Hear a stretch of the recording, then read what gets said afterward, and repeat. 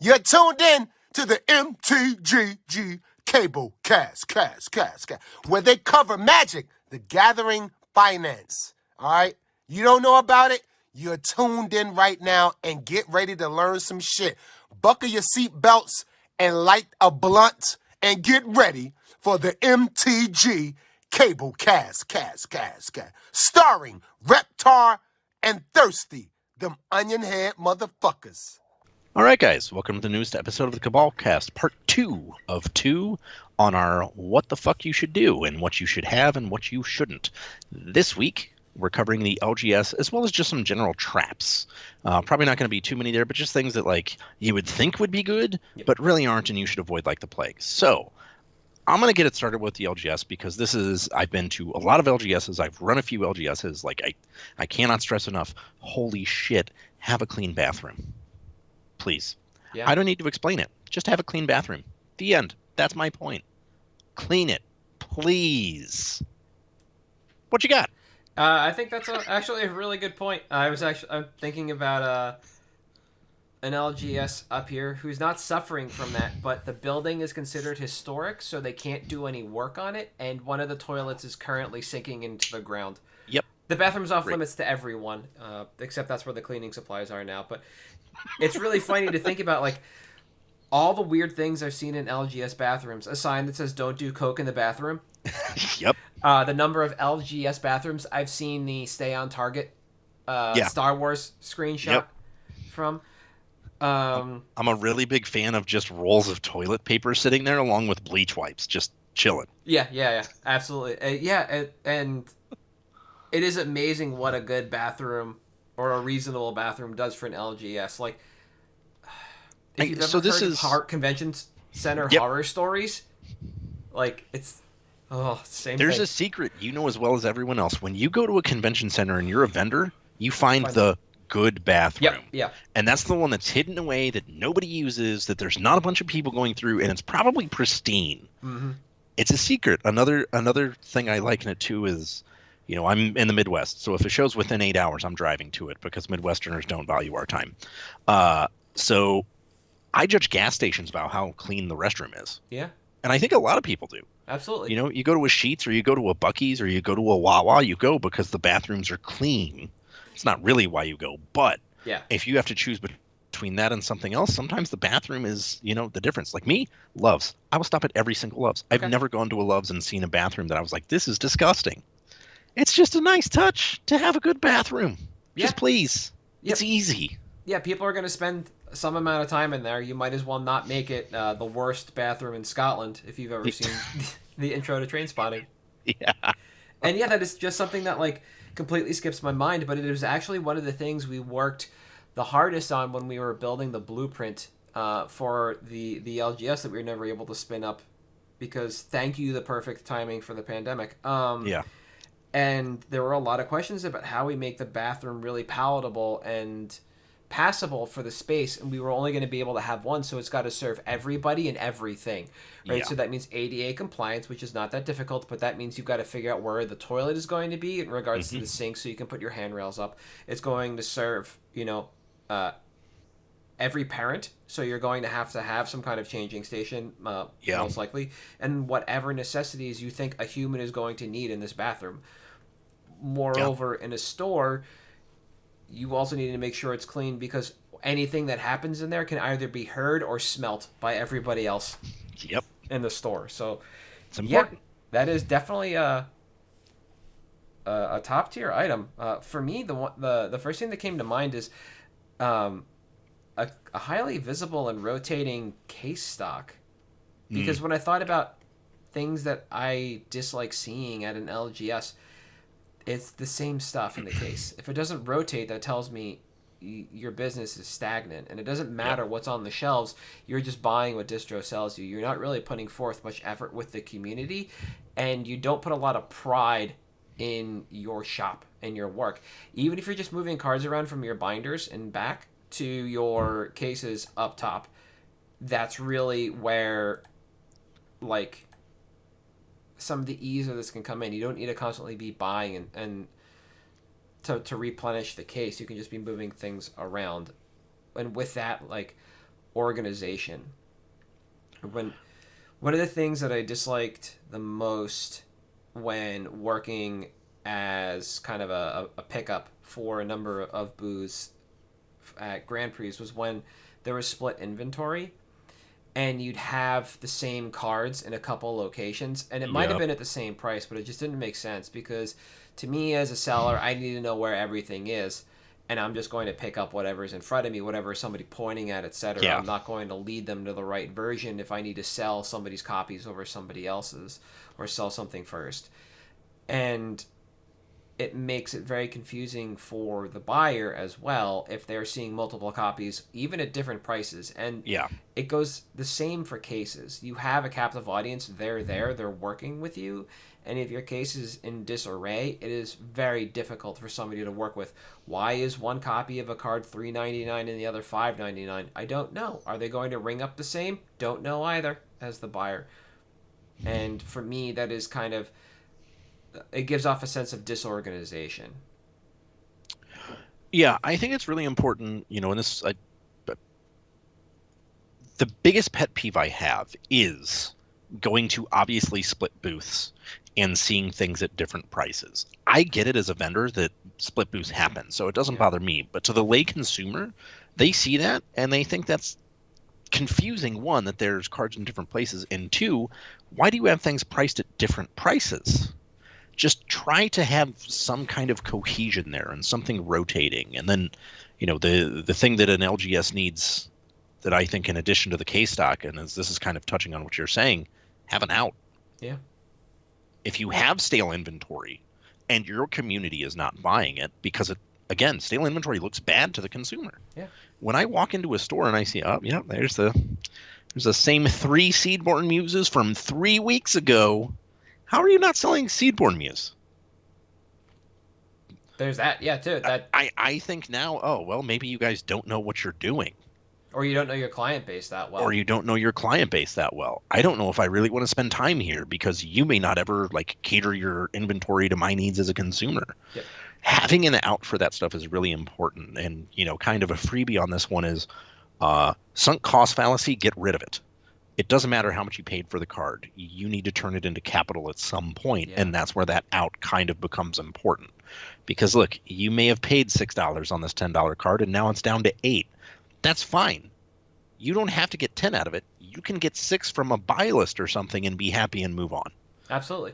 And having that out is super important, be it someone in your community, be it a business you have a relationship with, or be it some online buy list. Just being able to do that is incredibly important.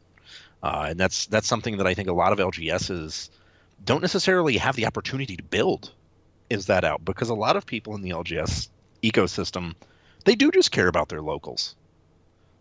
That's fine. Yeah, that's perfect. Rotating that K-Stock is servicing your locals. Mm-hmm.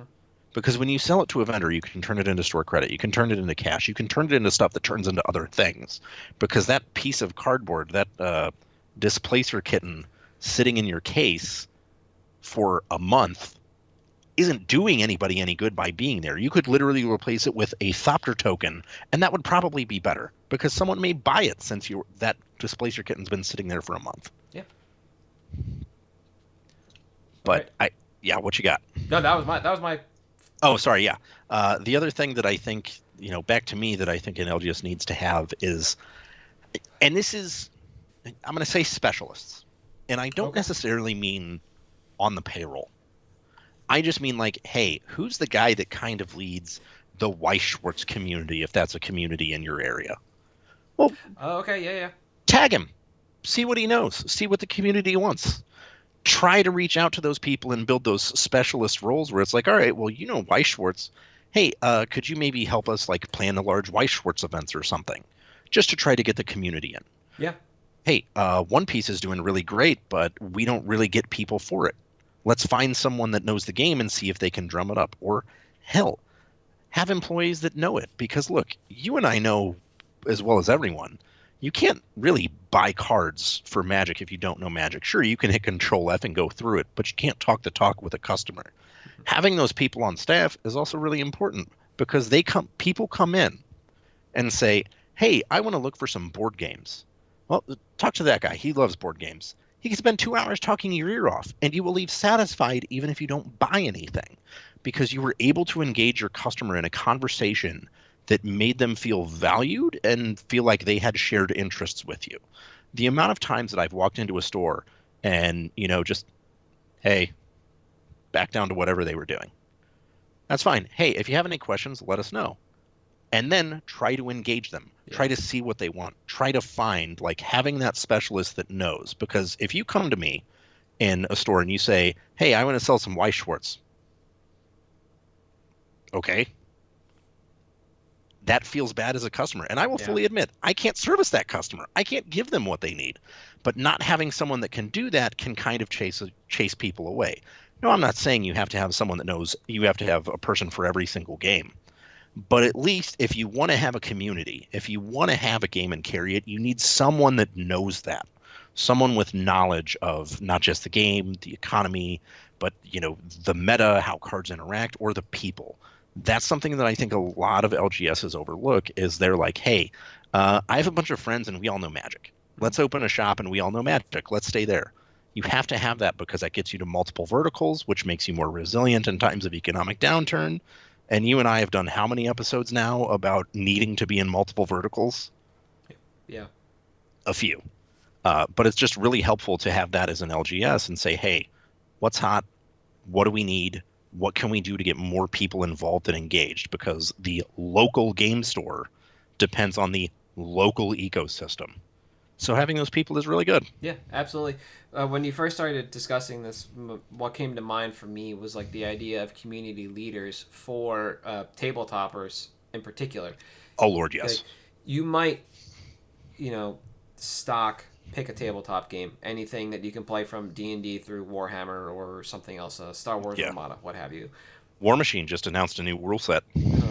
Yet another one. Cool. But that's all part and parcel, right? If you want to have that kind of community leaders can get you where you need to be, and they can introduce you to the community and vice versa. So making that outreach is super important. It's different than what I initially thought of was, the LGS, the partners with DMs in the area to get people going with their D&D campaigns, because, a good DM is hard to find, and they are worth their weight in whatever you want to pay them with. It could be anything from admiration to food, but usually an LGS has that kind of connection. It might not be immediately visible, but they are able to put you in touch with somebody in the community that leads that community, and I think that it is super important. 100%.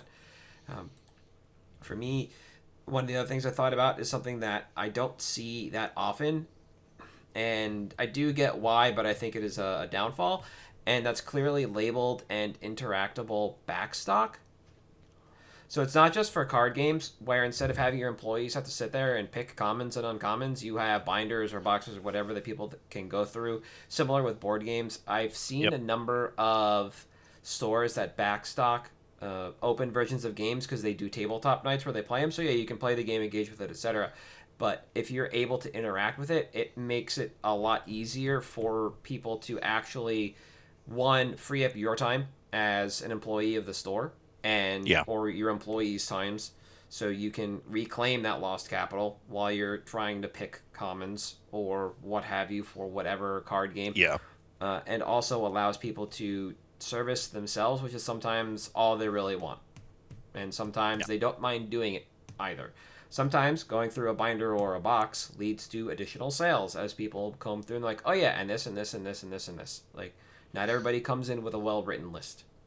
And I think that is hugely important for both sides of this. Like I said, the board game side and the card game side. That's actually something that's been a discussion with a couple of stores I deal with locally.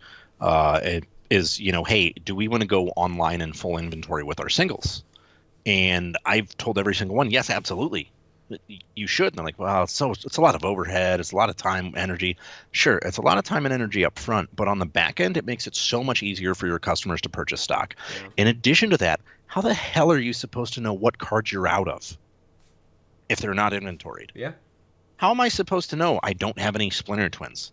How am I supposed to know some idiot just came in and bought 100 Sarkans on ceilings from me? Well, that's why You have that inventory for that. The same So guy. you can, yeah, same guy. Uh, but you have that inventory level, and it informs you not only, hey, this is the stuff that's sold recently, this is the stuff that hasn't sold. You know what? Hey, do we have this card? We get that call all the time on the phone. Do you have such and such card in? You can check our website. It's so easy. When you have it all inventoried and online, it's as easy as directing them to their website. And I understand the biggest qualm I've heard LGSs have about this is, well, what if they have questions about their deck or they want suggestions? Well, then they're going to ask when they pick the cards up. They'll pick them up and they'll say, hey, I've been trying with this deck. These are in there. Is there anything you can think of? Yeah, here's a few cards. Okay, cool. I'm going to go order them now. And you can just grab them and give them to me. Problem solved. Mm-hmm. It's super easy, and that backstock just makes everyone's life so much better. I don't understand it. And kind of to piggyback on that, an inventory system. Oh, yeah. Good Lord. All right, break some statistics. According to the Department of Labor, internal theft is responsible for 75% of loss in the retail industry. If I don't have my stuff inventoried, I don't know when stuff goes missing, when it gets transacted, what happens to it. And look, even outside of that, just knowing what the hell you have is so important. And you know what? It can be like individual boxes tabulated. It doesn't have to be front facing, anything. And if you just want to inventory cards above $50 or something, that's also fine. Just have some way to track that stuff, because I don't understand the belief that oh, I know what I have. No, you don't. Absolutely not. No. I'm sure, you and I don't have anywhere near a full LGS or full company inventory. Shit, I found a Taiga in a box I forgot I had the other day, and I've only got a cabinet of 4 rows. What? It's obscene to me to not expect an inventory system to exist at the LGS, especially when, at this point, 90% of your product is barcoded and UPC'd. Yeah. It's just the singles that aren't. Yeah. Everything else can be booped in. Booped in, and it's good to go. And I understand, all right, we're not carrying Dungeons and Dragons anymore. Well, you're probably carrying board games, carrying some kind of dice, you're carrying supplies, you're probably carrying binders, playmats, all kinds of stuff. Guess what all of that has? A barcode that you can track. It's built in, people. It's easy. Mm-hmm. Oh yeah. And to just take the baton back, my third point is labeled digital assets, and I'll get to the other two, but the third one is the POS system you're talking about. Yeah. The two LGSs that kind of led us down a path of what we wanted to do with our ordering system was Ice Imports in Connecticut, where Ross Merriam used to play and rep those shirts. And there's a store in Gainesville, Florida that used something similar, but they had a different system where everything was right there. And eventually TCG Player came out with their kiosk. And it basically just allows you to search the inventory. So you can either pick cards out of the case and they'll run it there, or you can scroll through the inventory at a kiosk directly in front of you, because it's all hooked into your POS system. You can have one, you can have many, you can place them all over the store, and people can just essentially check themselves out and kind of call it a day. Outstanding. The other digital assets basically cover everything else. Televisions, so people can be engaged with something while they're there. You can do your round timers. You can do watch parties, bring people in to do whatever while they watch whatever game they enjoy up there. And then streaming assets. And this is kind of a nebulous one, because it's you're just going to start your own Twitch channel for your LGS, blah, blah, blah, blah, blah. No, I don't think every LGS needs their own Twitch channel. No. I dislike the fact that Judge Academy has a core module based on this, because the judge needs to do it for a store. Fuck that. What this is for is to enable you to extend your reach in any way you want. You can do box breaks. You can stream rounds if you want of whatever games you're playing. You can do your tabletop stuff. You can do whatnot sales through there. People are getting into streaming D&D and consuming that a lot more. TTRPGs. There's a lot that you can do once you are prepped for it. And there's a lot of overhead to getting those assets set. But the television, the POS system, I think should be considered crucial to success. Yeah, I mean, it's something that, we touched on last episode with vendors and how 95 breaking out those TVs was huge. Yeah. Just having those as an option, like round timers are great. You know how many times people sit in tournaments like, man, I wonder how much time is left. Think about Star City. That round timer is plastered all over the borders of that room for people to see. Mm-hmm. Not only that, something that I've seen that I actually like a lot is putting, for bigger events, putting standings and pairings on those. Yeah. Because you know what you're not going to get? A bunch of people mobbing a fucking judge who's just walking a piece of paper over there and trying to get out of the way. Makes it a lot easier. Yep. And streaming, there was actually a store that was in Texas that I used to watch on Twitch, and they didn't stream events. They literally, when they were like listing cards, Mm-hmm. they would basically be on camera saying, hey, this card's about to go out, I'm about to list it, whatever, blah, blah, blah, just talking to people or shit talking with their coworkers on camera. And it was great background noise, and it was incredibly entertaining. Yeah. It's something that's easy that gives you an extra avenue to engage in your community. Yes. Even if it's not strictly locals. And, look, how many LGSs now have Discords? A great example of being able to use some kind of digital asset to emphasize what you've got going on at the shop and try to get people. There's one shop I know that has a Discord. Every week it's their hot list. Here's our hot buy list. This is what we're out of this week. Yeah, there's so much you can do when you prepare for that space. Absolutely. Yeah. It's just... Oh, sorry, go ahead. I was being super narrow, and like you're extending this out, and this smacks of what you can be doing. Yeah, it's a huge opportunity that I feel like a lot of stores kind of leave on the table. Yes.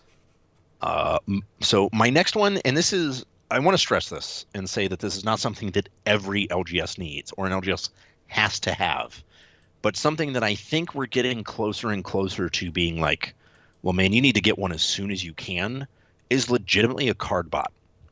Okay, yeah. They're expensive, sure. Roku's are like 25K or whatever, Roka, whatever it's called. But the amount of labor that it saves you, because some of those card sorters now, they can sort out and upload everything to a CSV that you immediately upload to TCG, upload to Card Kingdom, upload to soon-to-be cease and desisted Card Trader, up on whatever. It saves a lot of overhead and time. Now, the two things that I will say it doesn't save you on is it doesn't save you on conditioning, and a lot of them have problems telling foils apart from others. But this is the kind of thing that if you have these other assets we're talking about, a POS system, an inventory, a buy list, something like that, this can eliminate effectively two positions, which sounds awful. But you can then take that labor and position it into other stuff that more directly needs a hands-on approach to generating revenue. You know what a robot's never going to be able to do? Organize a tournament, interact with customers in a way that's meaningful and forms a connection, or do any of these things that are incredibly important to a store to survive. Yeah. It just gives you that opportunity to focus the labor there. And again, this is a down the line thing. It's not something you have to have. It's just something that I think for a long time people thought was effectively just, when Rokas first came out, they were like 50, 60 grand. That's a lot of money for an LGS. Yeah. Simply not the case anymore. They're becoming more and more affordable. We're having financing opportunities come up with these things. It's a huge opportunity that I think an LGS at least owes itself to looking into periodically to say, hey, is this something we can do? Is this something we can afford? Because it does let you get much more effective at providing products to your customer, not only in terms of cards or whatever else you're sorting, but in terms of like a face. Mm-hmm. Because you have less people in the back, it means you can have more people up front interacting with people. Yep. Yeah. This is one of those good examples of like the robot isn't taking somebody's job. The robot is removing the monotony from the humans so they can produce something else or something different. And I think that that's not even something I thought of because I keep thinking about something smaller scale when I think about like what are you doing with the LGS and like you're going to have time during your day to sit there with the 10 by 10? Yeah. The little plastic. Yep. Ding, ding, ding, ding, yeah, exactly. Yeah. Like somebody comes in, you can put everything down, interact with them, and then, and then you just... put something on the TV that you can go back to it when they leave. Yeah. And so it just never occurs to me. It's like, oh yeah, there are LGSs that do volume that need to do that. Like I keep forgetting that places like Super Games exist. Like Yeah. And you need that kind of setup. You need that kind of armada behind you to actually power what you're trying to do, not just for your business but for your community. Yeah. And it's something that benefits everyone because, like you said, you grow the community. Yep, exactly. And similarly, for the benefit of the community, one of the last things I thought about was a well laid out and thought about game space. Yes. And for a lot of people, you might not experience this because the LGS you interact with when you go there, their community is one or the other, not mixed. So they're tabletoppers, obviously, because that's what we're there to do, but they're all card gamers. They're small space gamers. They're not tabletop RPGers. They're not there to, play Warhammer. They're not there to run Blood Bowl, whatever it is. Yeah. And if that's not if you know your community is going to be mixed, then you absolutely have to think about this because transitioning that game space is time consuming and can be very difficult. And if you don't transition it, then one aspect of your community is going to get absolutely thrashed by the other by no fault of their own. One of the LGSs up here started out as a tabletop game shop. That was their game space. That's what they wanted. So their tables were that big and that tall. And there was no changing them when the Magic players came in. So for people who were, average or below height, it wasn't playing at a reasonable level, but a little higher. It was like playing like you're driving a fucking big rig with your hands in front of your chin. And the reach on those tables is also huge. Those things are like 3-4 feet deep, so it's very difficult to see across. And that was bland with no future vision of what the community was going to be. And I think that is something that you need to do up top. Even if you think that you're going to serve that community and expect them to come in, then you should be able to carve out space for them that doesn't impact everybody else to some degree. Yeah, I think that's really important because at the end of the day, your community is going to come there and buy products. But where the LGS actually thrives is on the customer loyalty of the people that are coming there for events because they're the ones that consistently spend money in the store. Yes. So having that play space for them laid out and having it make sense and having it be welcoming is incredibly important because it really does make all of the difference because it's a local game store. If people aren't coming there to play games, you're doing it wrong. Yep. You're just a retail, you're the card lane from Target. That's not great. It's not where you want to be. No. And on that note, speaking of the card lane of Target, and this one should kind of go without saying, but a variety of products. And what I mean by that is not just a lot of stuff. I mean, when new stuff comes out, if you think it's worth giving it a shot, give it a shot. Because you never know when you can get one of those underserved, like Weiss-Schwarz communities that just finds out, oh, they have it. We're going to go there now. Mm-hmm. Because those kinds of communities, especially in gaming, where they feel, I don't know if left out is necessarily the right phrase, but where they're not as accommodated as, say, your Magic players, as your Pokemon or Yu-Gi-Oh! Or One Piece players. They just want a place to play. So if you give them that, if you give those new products, if you have that variety, especially starting out, because I don't care how much research you do on the demographics in your area. When you first open up, you have to cast as wide a net as possible with the understanding that you're probably going to lose like 60 to 70% of those products as time goes on. You've just got to figure out what your customer profile is and cater it to that. Yeah. And you can't do that, especially at the start, without a wide net of stuff. Force of will, wick sauce, whatever. Just try to get that even in a small quantity. Mm-hmm. Because look, if they come in and they see it, awesome. There was a store when I was a kid that it was a bookstore that carried Magic primarily. And there was one kid that came in there for Pokemon. So every set, the store would buy a case of Pokemon, knowing that this one guy would, over the few months, buy a box, buy a box, buy a box. But he was a loyal customer. He went every single set because they just happened to have the product that he wanted, and they would order it for him. Just trying to be accommodating and have that variety is super important in my opinion. Yeah, absolutely.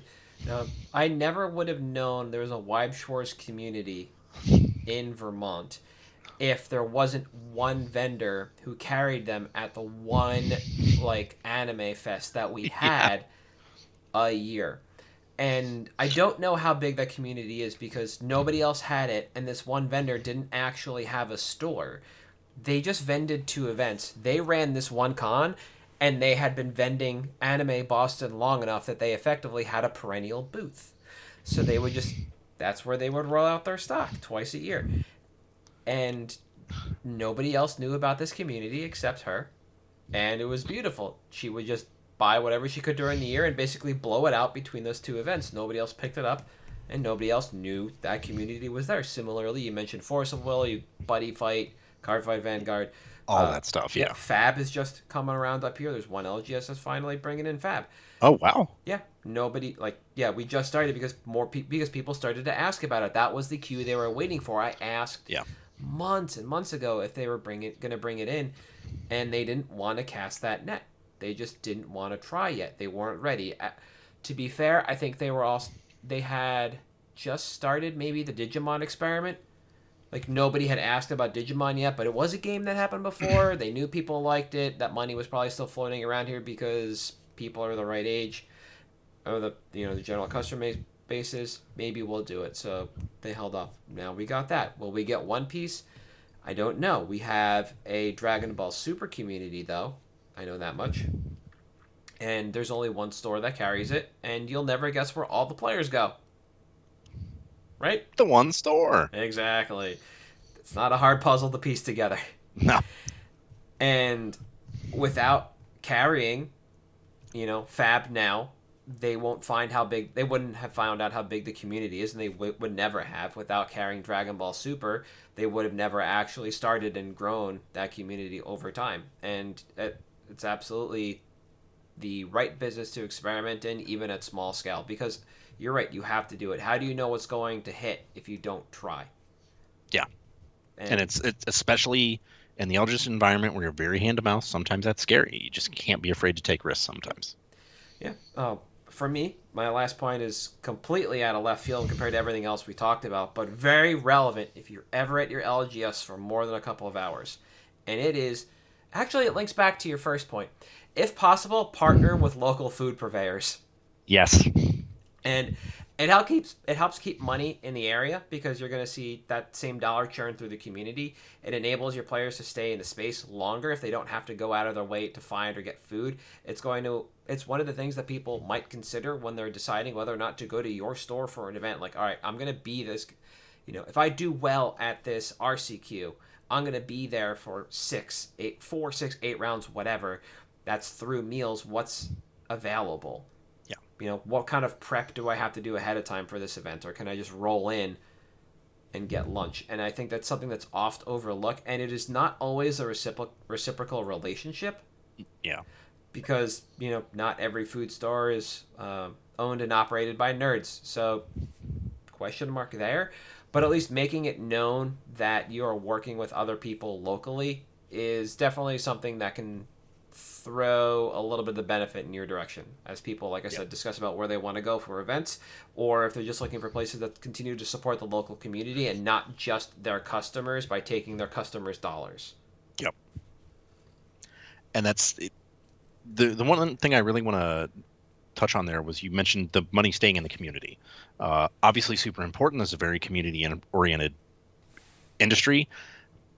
Whatever the case is, get some kind of food in there, not only because it keeps people in your store longer, but if you're able to get ServSafe certified and have like a kitchen in your store, the margins on that stuff are disgusting and can pay your overhead. It's a really it's scary for a lot of people because it's not really a LGS thing, but getting food in there is so crucial. Our vending machine at the store I work at now pays I think $10,000 in profit a month. That's disgusting. Just because we have a vending machine. Yeah. If you had, when we have larger events, we'll actually have food trucks come out and just park in the lot because they know people are going to be there for 8 to 10 hours. and they're going to probably want to eat multiple times throughout the day.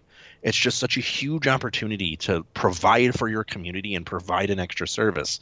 There used to be one store out here that everyone went to their pre-releases because they had pizza parties at the pre-release. Yeah. And you didn't have to pay for it. You just got free pizza for showing up. Like, that's incredible. That's one of the stores I used to play F&M at basically did that. There was a Domino's like around the corner, and at one point the owner would just call back to like try and collect an order, and you didn't have to pay. And there was also some small partnership, basically, like that Domino's made cards that you could take over, and you get like a buck or two off or whatever it is for whenever you were just down there. And it creates this nice, interesting, and reciprocal relationship with other businesses in your area. So for me, that's the last point I have on things that you should have. I don't have a lot for traps. What do you? So traps, there's two big ones. Okay. And I think this is true of really a lot of vendors now, and you're starting to see the like larger vendor ecosystem shift to be the same way. For the love of God, don't stock shitty foreign cards. Don't pay more for signed or altered cards.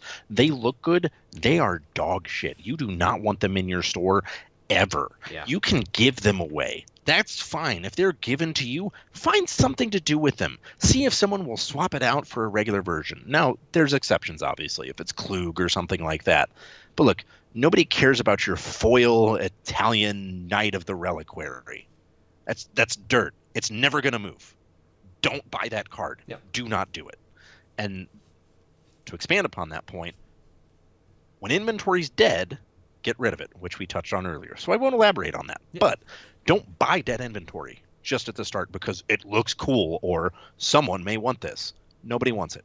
If they wanted it, they would have bought it on MKM, TCG Player, eBay, whatever. There's a million ways they could get it. That stuff used to be really cool, but now the internet's a thing, so it's a lot easier to get that stuff. That's my big trap. Yeah, I think a lot of people might still be stuck in the mystique that like there are certain languages that hold a premium in non-foil. No. There are certain languages that hold a premium in foil. Yes, but kind of. you just continue to shrink your audience to a point where they become pieces of dead inventory to what you're saying. Like, yeah, the foil, Russian, Japanese, Korean, whatever, if you hit the right time and the right set, absolutely. Is it doing much in your case? No, you should probably just take a photo and put it on Facebook and hope it turns there and open up your marketing opportunities. So, yeah. Absolutely agree. It's not a lot that I have to think about, but it's weird because Montreal is closer to me than Boston, but nobody wanted to deal with French cards here in the States. Nobody ever wanted them. So anybody who came down to trade them, or wound up with them, I should say, you would always be taking the L on that trade if you were the one with the French card. And I think the same went for Spanish. And when they were doing simplified and traditional Chinese, if you had S Chinese, you were taking the L on that one. Yep. Huge. But it's super important. You're not, unless you actually have to serve that community. Absolutely. And then it's just not dead inventory. It's not bad. No. But generally speaking, if you're picking something up and saying, this is pretty nice, and not this is pretty liquid. Yeah. Or I think this is neat. No, neat. That doesn't sell. No. I think there's also one other caveat here where it's like, there's one LGS by me who used to do it. I don't know if they still do, but they would get with every one of their first orders of a standard set, one singular box of like Japanese or Russian, and that was it. And they'd just let it ride. They would open it would sit on the shelf, and if people wanted to buy a pack, they absolutely could. But it was just one box. They weren't there looking to rebuy foreign stuff. 100%. The trap for me that I continuously bump up against is one that we just keep talking about, which is just if you don't share in your inventory and you let it turn into dead inventory and you don't move your dead inventory, then it becomes clutter and it takes up most likely space. And that's how you walk into these like ancient comic stores or LGSs that are just floor to ceiling aisles of crap that are so difficult to navigate and impossible to buy anything from. And to me, that's like the biggest trap, is just almost hoarding. Yeah. Like the sunk cost fallacy is rife through the store. and nobody wants to churn anything because my margins. Ugh. And the root cause analysis is exactly that. I spent money on this, so I've got to get more than I spent on it out. Well, do you even know what it cost you at that point in time? What is your COGS? What is your cost of goods on that? Do you know? Yeah. Do you not know? Okay, well, why haven't you churned it yet? What have you tried? Get it the fuck out of the store. It's easy. Just get it out. Yeah. The one that I find more often than not is actually a contributing factor to LGS's closing is getting complacent.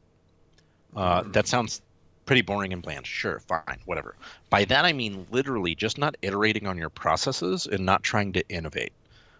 This industry changes constantly, be it the arbitrage opportunities, Wizards of the Coast changing some ridiculous policy for the nth time this year, card getting printed for the millionth time, whatever the case is.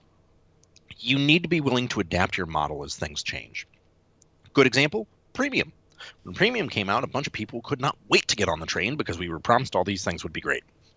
Now stores are realizing that often to get compliant with Premium, you have to spend $20,000 to $30,000 just to get the stuff they want you to have. That's fine. You need to be able to change up, adapt your model. Just because doing your buy list one way has worked for 10 years doesn't mean maybe you should change it. It could be better. Mm-hmm. And that's something that I think a lot of shops get caught in is we don't really need to work on this because it works. I don't like that personally. It works for some people, but for me, if you want to grow your LGS and you want it to be successful, like not being complacent is key to that. Yeah. You can't just sit there and be like, man, this is fun. You can do that, but you have to be like, man, this is fun. I can't wait to make it better. Yeah. Because there's always ways that it can be improved. There's no such thing as the perfect LGS out there. I haven't seen it. I don't know anyone who has. You can always get better. I think that's also a life lesson. Yeah, that's fair. You should always be willing to and able to take a step back and review something that you're doing and say, how can I make this better? And just what is the process that makes this better? What can I do? How can I serve my community better? How can I make this a better experience overall? Yep. Look for those opportunities wherever you can. I think that's hugely important. Yeah. So, anything else before we move on to picks? All right. I have no traps, so let's get it started with picks. All right. So as we discussed up top, you are going first again. All right. So this week, I'm picking something that I'm upcycling from an episode from, I think, year 2. Late year 2, early year 3. 191 is what we came up with. Yeah. Oh, 191. Wow, that's your 4. All right. Anyways, whatever. Jeweled Lotus. Now, this may seem kind of interesting to some people. It was just leaked, so why are we picking it? Well, sure, it's going to go down when it gets reprinted. But right now, low is $72. Do you know what the lowest all-time value on Jeweled Lotus was? $68.50. I was going to say like 75. Yep. We are all right. $3 away from the lowest point this card was ever at, which was all the way back in 2020. Now, obviously it's getting reprinted later this year, and we'll see a little bit of a price dip then. But this card, from the date of the announcement when low was $100 even, cratered down to 71, and now we're at 72. That lost over 25% of its value just because it was announced as a spoiler. Yep. It's real low. I don't know that we'll get much lower. Now, an analog to this that I'd encourage everyone to look into is the Eternal Masters Mana Crypt. So if you take a look at the price chart on stocks for the Eternal Masters Mana Crypt, you see it started like 123, and then it was real low for about a year or two. Skyrocketed up to almost $200. Now, it was reprinted in Double Masters in between M21 and Zendikar Rising. At that point, we're at $100. Still above fresh off release low of, guess what? $75. So this card, when the set was released, and granted, this was the first reprint of it in a very long time. Yep. Yeah. Was over 100 and went down to almost half of what it was, and then gradually over the years went back up.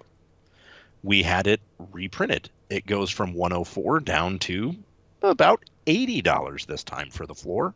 before it continues to go up. And if you stretch this price chart out, you will literally see that it's just a gradual upward climb. Doesn't matter that it got reprinted in double masters. Doesn't matter that it had, mystery booster printing, everything. It's just a steady uphill climb. That is exactly what I expect to happen with Jeweled Lotus. The difference is Jeweled Lotus is not one of those cards that is necessarily as stigmatized as Mana Crypt. Jeweled Lotus came out when all of the current players, or close to when all of the current players were playing. They grew up with that card. That card's fine. They don't see it as Mana Crypt, which is more often aligned with a more competitive mindset, which is simply just not the case. Now, that gives it a little bit more liquidity, and most importantly, there's an alt art with art that has not existed yet. Now, that makes it very interesting to me because this is new art, and based on what we've seen with the chase cards from all of the recent sets with collector boosters, there's not going to be much of a price difference. Look at Imperial Seal. There's not much. Look at Dockside Extortionist. They're about the same. Yeah. Like there's a few dollar difference, sure, but it makes it a lot easier to get the card affordably. So in terms of quantity, well, it's an EDH card, so you're going in multiples of 1. I probably wouldn't go more than like 5 or 6, and that's with the understanding that these are going to be a little bit more of a slow churn. You're not going to find someone that's like, I need 3 of these for my decks. You might. It's not very likely. Most of the people getting it are just going to be getting 1 for their deck that they're building now. Yeah. Or to upgrade their favorite deck and then move something into one of the lower end decks. Now, timeline-wise is where it gets kind of tricky because this was merely spoiled. We haven't had the set release yet. Now, if we take a look at the Mana Crypt graph, we can see that this card hit its low when it released at about $70, and it was about a year and a half until it came close to doubling in price. I'm expecting that we're sitting at close to the all-time floor here. I'm comfortable picking them up now, knowing that I'm going to hold them till probably a year and a half, 2 years. Yep. Now, if we wait until when Commander Masters comes out, this card may actually hit the $50 mark. I don't think it's very likely because Commander Masters is the quad collector booster format. So there's only 4 per box, and the cost is significantly higher on the set than it has been for other sets recently. There's also what looks to be over 1,000 cards in the set as well. Yeah, So the Jeweled Lotus is, what is it, 772? For the alt art? 702. Close. Yeah, 702 for a J. But, we don't know how many treatments overall each card gets. We know there's the set version, there's the showcase, which you and I looked at, and it looks like the etched foils from the original Commander Legends. Yeah. And then this broken border version that I've brought up a couple times. Is there a 4th variant? We don't know. But that makes it a little bit more affordable. So timeline there is obviously about 6 to 7 months shorter. You're looking at a year to a year and a half before you can profitably offload this. Now, the other reason I like going maybe a little bit deeper on this pick than some of the other ones at this price point is the liquidity associated with it. Okay. This card is liquid gold. Every Commander player needs it. It's just like a Soul Ring. And it's at that price point where it's still kind of affordable and people don't feel bad paying for it, trading for it, dumping towards it, whatever. It's not like I'm going to dump an entire trade binder to a Black Lotus here. Yeah. I'm just trading you a few fetches and getting a Jeweled Lotus out of it. Cool. I'm fine with that. Just really good opportunity that I think has a solid, steady timeline and has prior examples of similar things with a positive value over time. Yep. Just think it's really solid. Yeah. For what it's worth, I'm looking at the set numbers on these, and the showcase is 611. Sorry, the etched is 611. The showcase, if you want to call it that, is 702. That means there's 91 cards between both of these Jeweled Lotus, which means that this showcase variant that we're looking at is still 298 cards away from breaking the 4-digit collector mark. So that is more than just the rest of the set X1, obviously, because the rest of the rares and mythics X1. Yeah. So there could be yet another treatment that we're missing, which does change, I think, the price on this. a Yeah. little bit in the fact that it might crater harder. Yeah. Yeah. But even if it craters when it releases, again, I'm still comfortable buying now because this card's not gonna it'll never be a $10 card. No, absolutely not. It's not going to float down to Sol Ring, No. Even if everybody out there played Monocrypt and Monovault, they'd still be as close to expensive as they are for what they do. Absolutely. Yeah. So for me, I'm also sticking with EDH. I have yet to go back to Constructed, though it looks like we are kind of ripe to do so, which I'm very excited about. It's going to be nice. And I'm looking at Herald of War, which is an angel from Avacyn Restored. And it is not the most enticing angel, but it's pretty interesting when you take a look. So for 3 and 2 white, you get a 3/3 flyer that says whenever Herald of War attacks, put a +1/+1 counter on it. And it also says angel spells and human spells you cast cost 1 colorless less to cast for each +1/+1 counter on Herald of War. Now, these abilities are neat to pair together, but they are not tied together. However you want to put a +1/+1 counter on this card, you can do so, and it will still impact the casting cost of additional angels and humans after that. That Gavany Township, you got a number of green fight spells that are out there. Planeswalkers, any way you want to put counters on this thing that stack it, it still works, and it works well. Now, I put this on my list in August of 2022, and CK was buying 33 at $1. When I decided on this pick, they were buying 22 at $1.60. They're now buying 22 at $1, so they were fulfilled, and it looks like it just kind of slowed out. TCG Market was sitting at $1.67 with 101 copies total. They are now $1.98 with 173 listings. Actually, a little higher, about $2, and still about the same number of listings. Looks like some of these are coming out of the woodwork. Now, this is a very obvious card. Reading it explains it, though it is unsurprisingly slanted toward angels when you look at the EDH rec data.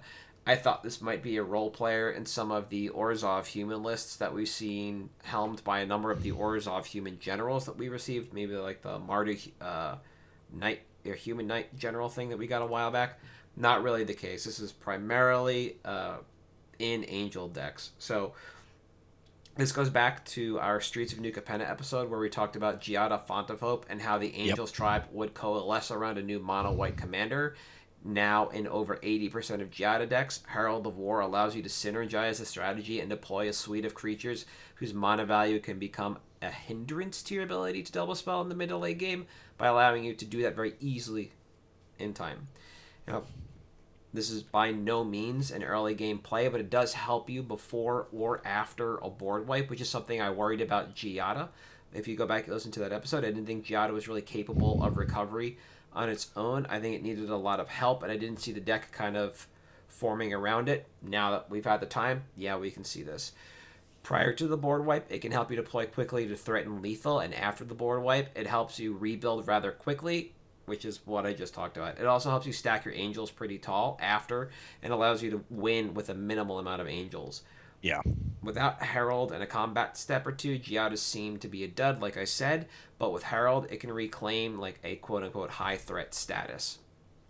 For me, though, one of the most important aspects of this card is that it promotes combat, and that's a tried and true game-winning strategy. This isn't overly powerful as it's not a combo card, and it's not a reusable overrun like Pathbreaker Ibex at all, and it's not Triumph of the Hordes, which apparently people really dislike.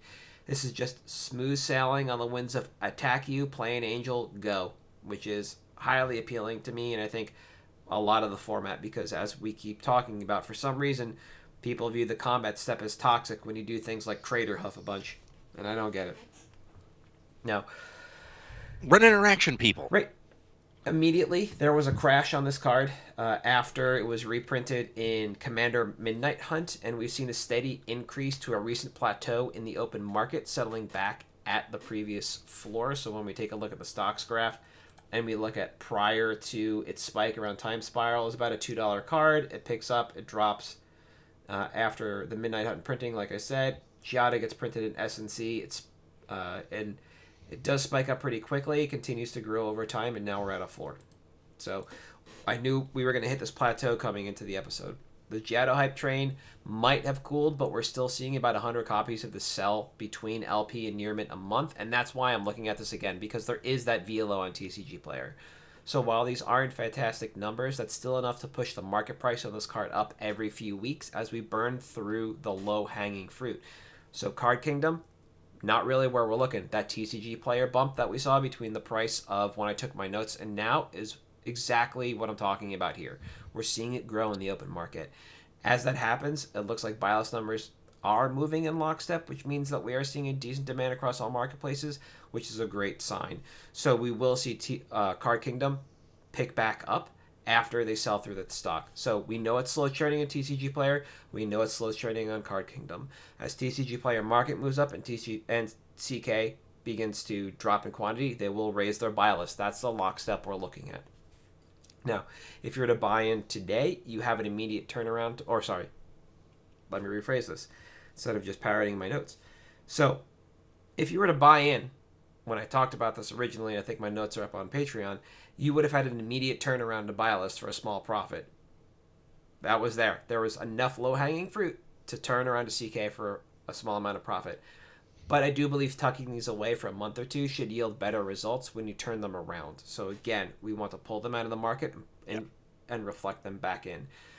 Now, these could be placed in your binder for locals. These could be moved into buy lists when that catches up further down the line, or you can just move them back into the open market through TCG Player. I don't expect this to take too long, probably in about 3 months, and that's really when I would expect to be solidly in the black on this card. CK might be a little bit longer. I have been noticing their buy list numbers starting to drift from retail.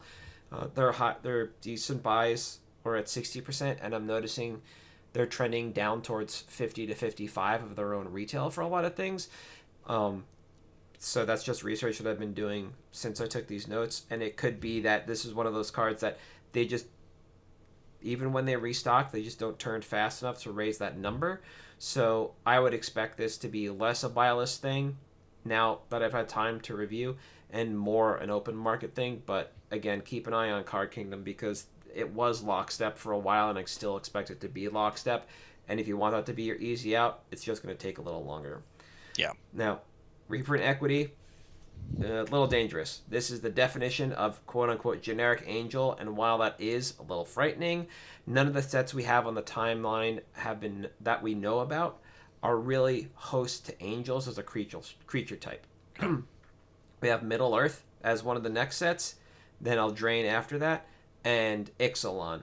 And almost every single one of them are known homes to humanoids, not angels. I did check it out. I don't think I saw a single angel in Eldraine, and definitely not a single angel on Ixalan. Yeah. We were all about pirates over there. And so I think cows. It's true. And dinosaurs. And thus wouldn't really expect a reprint in the main or the supplemental products for these sets. Commander Masters is a bit of a curveball, but this doesn't seem powerful enough for a reprint there. Thus, I think we're insulated until about Q3 2023 from a reprint perspective. So we'd want to exit entirely or exit for a profit with our overstock by then. And the reason I cite Q3 is because that's kind of where we just lose insight right now. We're waiting on what's coming down the pipe. Because there's going to be a surprise set drop there. There's going to be. I expect the Lorwyn announcement to come at some point in time because that's just been floated forever, and when that does, that is just another link on the chain of the white creatures in this set were humanoids, not angels, and so that continues to insulate us.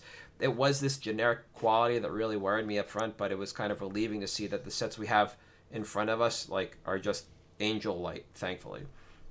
Now, as far as buy quantity is concerned, I do own a small amount from cracking prize packs when I was playing pretty heavily, but I'd be looking to pull up to about a dozen to split between my binder and spec box, refilling my binder as I move them.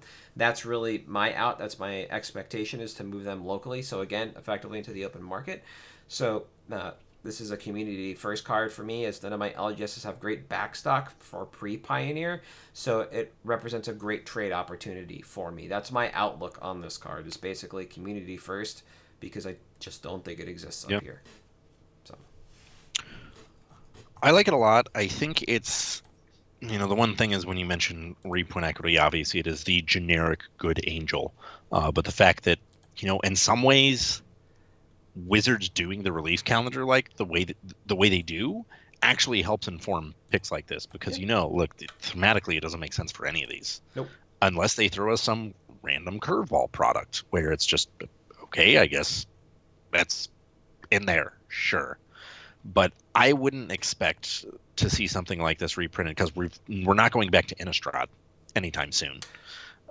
We got a Commander reprint of this, but I just don't see it happening. And even if it does, this is the kind of card that may actually benefit from more eyes on it long term. Because it came out in Innistrad. Like, that was generations ago as far as Magic players are concerned. Yeah. I had someone come in the other day that didn't understand that Delver was good in Standard at one point. I'm like, oh, I'm so old. But it's just a really solid pick, and it is something that I think worth mentioning. The fact that it does interact with humans does give it a little bit more playability, or at least more potential for it to be worth more money. Yeah. Because humans are a tribe that are relevant in 60-card formats, guys. Like, humans matter. They do things. Sometimes you just want an extra lord. I don't know if there's a world where it exists in a modern humans list, but I can't discount that it exists because clearly it's something. Absolutely. That's why I was surprised to really only see there is one human on this list. It's Leonor Autumn Sovereign from the Midnight Hunt Commander. Oh, that's probably in the same fucking deck. It's the Midnight Hunt Commander. Yeah. There we go. That's why. Yeah. But that's it. Everything else is an angel, and it was very surprising to see that nobody was taking advantage of this for human decks. And it could also be the no content creator really plays a generic human deck. I know John Suarez did last week on the Star City Versus series. Yeah. But he got mushed before he could do anything. Was this card in there? I do not know, and I did not look at the list. I didn't think to because it wasn't put on display. Being in the 99 about not being put on display of a content creator's video is not helpful for us here. Yeah. So similarly, if somebody does come back around to cycle up like Giada and actually lands this or just does something a little more casual with angels or humans, people get to see this. Yeah, it does kind of kick the dust off this card insofar as there's a generation of players that do not know what this card does. They did not interact with the Midnight Hunt Commander decks because we were like neck deep in Infinite product at that point in time. We had both Innistrad sets, and I really don't think anybody was interested in the humans or angels deck, whatever it was, when they had vampires and werewolves to play with again. So just an entirely overlooked card that had a decent stocks graph up until the reprint. It if you go back far enough, you do just see a crest up into a spike, and eventually, if it wasn't reprinted, it would have held up. And I do think we will see this uptick again in the future over time as more people, buy into this card.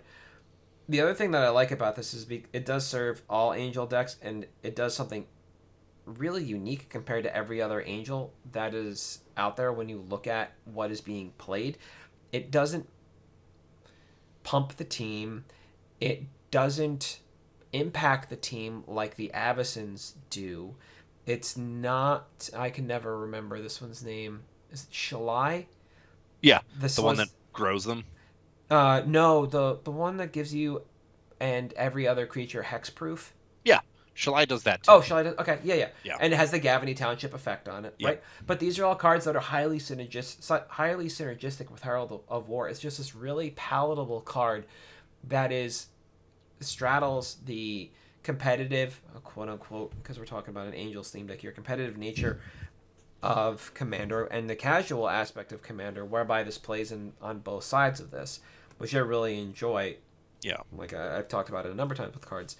And it just seems really appealing, and once people remember this card, like you said, they'll pick it up. When people see it in binders, it's the same thing. Like, oh, I didn't know I could actually do this. This is really cool. Let me pick one of these up. Sure. Yeah. I got in at sub 2. Now it's 253. Easy turnover. I don't think there's any kind of long-term impact on this card unless it is just hit with a reprint after a reprint. But we have several months ahead of us. Yeah. So I'm excited to see what this card does especially now that like I mentioned the Giada hype has died down, and see what like true demand for something like this looks like. Yeah. So. Actually, really good look, I think, and it's appeals to the casual. Gotta love it. Yep. Right. Anything else for this week? That's it. All right. So for at MtG Cabalcast on Twitter, Facebook, Patreon, and YouTube, I am at Halt. I am Reptar. You are At Thirsty Sizzler. We'll see you next week.